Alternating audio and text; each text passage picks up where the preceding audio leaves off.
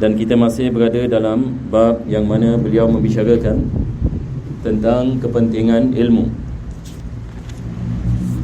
Maka daripada hadis Nabi SAW yang dinukilkan ini oleh beliau, beliau mengatakan waqala sallallahu alaihi wasallam. Yani Imam Ghazali ini mengatakan Nabi SAW ini bersabda, yuzanu yawmal qiyamati midadul ulama'i bidamish syuhada. Yani Nabi mengatakan pada hari kiamat dakwat para ulama akan ditimbang bersama darah para orang yang mati syahid. Yani dakwat yani daripada para yani ulama. Para ulama yani mengarang yani kitab-kitab yang manfaat, yang mana kita lihat kitab-kitab yang kita mendapat manfaat ini pada hari ini, seperti kitab Ihya Ulumuddin, kitab Al-Imam An-Nawawi, seperti kitab Al-Majmu', kitab Minhajul Talibin, kitab Bidayatul Hidayah, kitab Musnad Al-Imam Syafi'i. Maka kita lihat pengajian-pengajian dalam ilmu fiqh, dalam ilmu tasawuf, dalam ilmu akidah, kembali ini kepada kitab-kitab yang manfaat, yang sampai hari ini umat Islam mendapat ini manfaat ini daripadanya. Maka tiap-tiap kali kita mempelajari kitab ini para ulama kita, mereka juga akan mendapatkan bahagian daripada pahala. Kita hari ini kita di Singapura, kita bermazhab kepada mazhab Al-Imam Syafi'i. Tiap-tiap kali kita mempelajari ilmu fiqh dalam mazhab Al-Imam Syafi'i, Allah juga akan memberikan pahala kepada Imam Syafi'i. Yani Al-Imam Syafi'i ini mengarang ini kitab-kitabnya. Maka ulama-ulama selepas Al-Imam Syafi'i, mereka mensyarahkan kitab-kitab Al-Imam Syafi'i dan merumuskan kitab-kitab Imam Syafi'i. Maka tiap-tiap orang yang mempelajari daripada kitab yang karang ini oleh Imam Syafi'i, Allah Subhanahu Wa Taala juga akan memberikan pahala kepada Al-Imam Syafi'i. Begitu juga dengan Al-Imam Ghazali. Hari ini kita baca kitab Ihya Ulumuddin.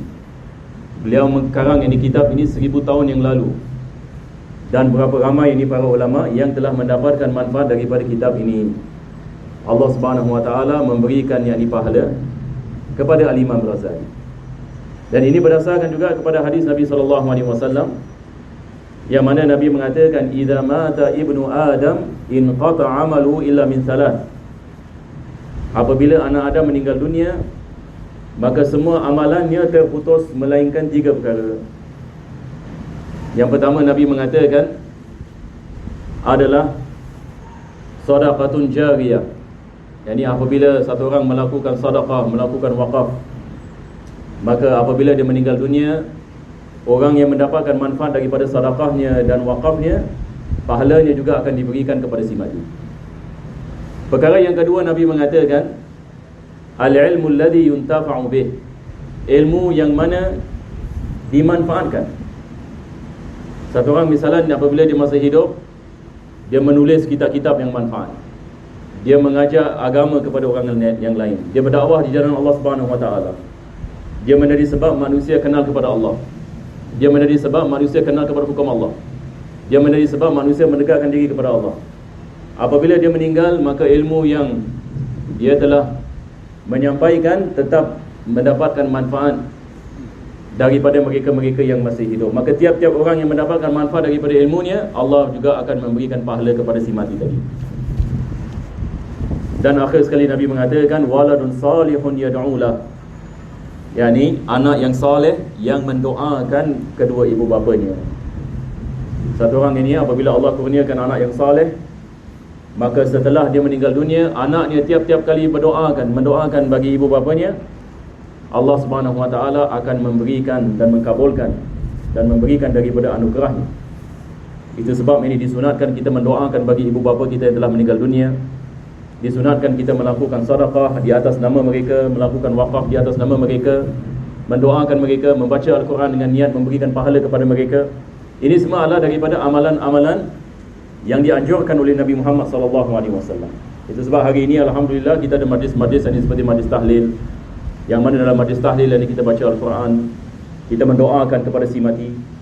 Maka ini semua adalah daripada amalan-amalan para ulama kita yang diamalkan di Singapura, di Malaysia, di Indonesia daripada waktu yang lama. Tapi di sini apa yang kita nak bicarakan adalah ilmu yang bermanfaat. Yani ilmu yang bermanfaat ini Allah tetap akan memberikan pahala walaupun kita telah meninggal dunia.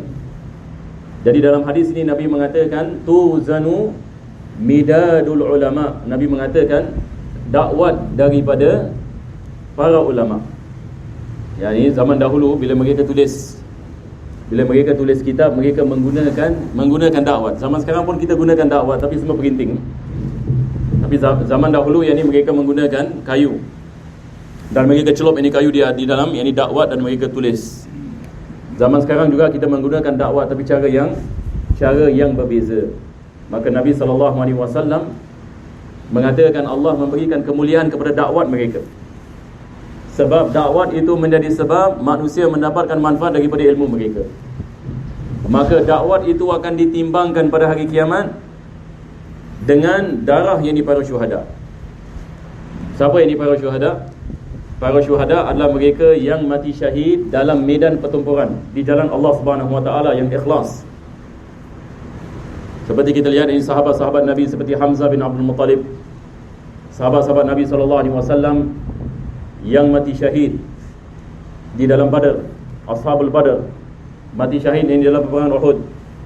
Ini semua kita lihat ini bagaimana Allah Subhanahu Wa Taala memuliakan mereka. Allah mengatakan wala taqulu liman yuqtalu fi sabilillahi amwat. Janganlah kamu mengatakan orang yang mati syahid itu mati. Bal ahya, Allah mengatakan.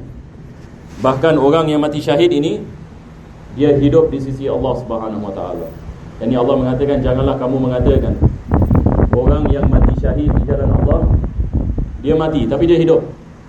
Kita pada zahirnya kita lihat ini dia mati, yani kepala dia kena pancung ke ataupun yani dia badan dibelah dua dan sebagainya. Tetapi Allah Subhanahu Wa Taala mengatakan bal ahya'un 'inda rabbihim yurzaqun. Mereka hidup di sisi Allah Subhanahu Wa Taala dan diberikan rezeki. Jadi kematian ini bagi mereka adalah dia keluar daripada satu alam kepada alam yang lain. Allah memberikan kepadanya ini kehidupan yang khusus yang kita tidak melihat dan kita tidak memahaminya. Jadi Islam ini memberikan kemuliaan kepada mereka yang mati syahid. Maka darah orang syahid kita tak boleh basuh. Haram ini hukumnya. Satu orang kalau mati syahid dalam medan peperangan, kita tidak boleh mandikannya. Betul ke tidak? Kita tidak boleh mandikannya, kita tidak boleh solat jenazah untuk dia. Diharamkan. Diharamkan mandi dan diharamkan kafan. Cuba bayangkan, kafan pun diharamkan. Melainkan kalau sekiranya aurat mereka terbuka. Dan diharamkan solat jenazah. Apa sebabnya? Sebab orang yang mati syahid tidak memerlukan yakni kepada doa. Orang yang hidup, yakni Allah akan kabulkan segala apa yang mereka yakni kehendaki sebagai kemuliaan bagi mereka. Dan darah mereka tidak boleh kita basuh apa sebab dia akan menjadi saksi pada hari kiamat. Sebab bila Allah bangkitkan manusia, orang mati syahid ini akan bangkit dengan darahnya. Dia akan bangkit ini dengan darah ni. Maka darah ni menjadi sebab kemuliaan. Darahnya menjadi saksi di hadapan Allah Subhanahu Wa Taala. Ini adalah darah yang ditumpah fi sabilillah. Akan tetapi Nabi kita sallallahu alaihi wasallam mengatakan kemuliaan yang Allah berikan ini kepada syuhada, kemuliaan yang di darah ini para syuhada sama yakni dengan kemuliaan dakwat para ulama.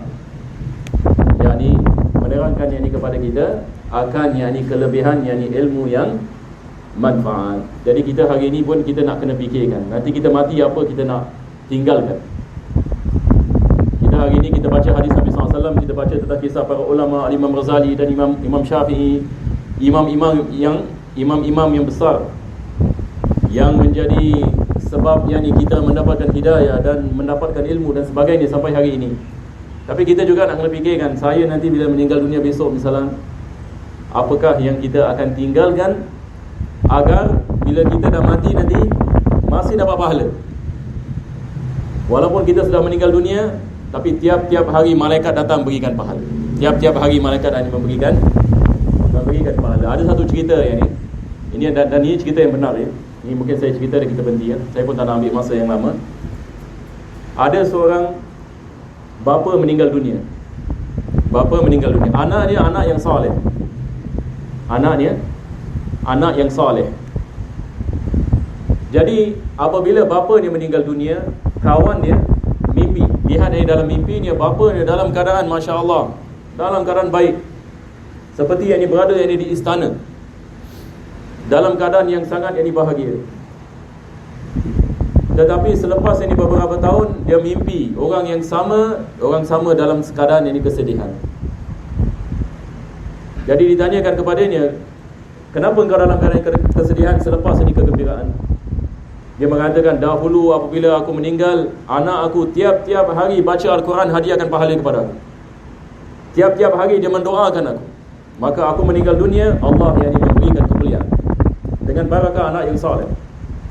Tetapi apabila anak aku meninggal dunia, sudah tidak ada orang yang membacakan aku, maka anugerah yang aku dapat yang kurang sedikit.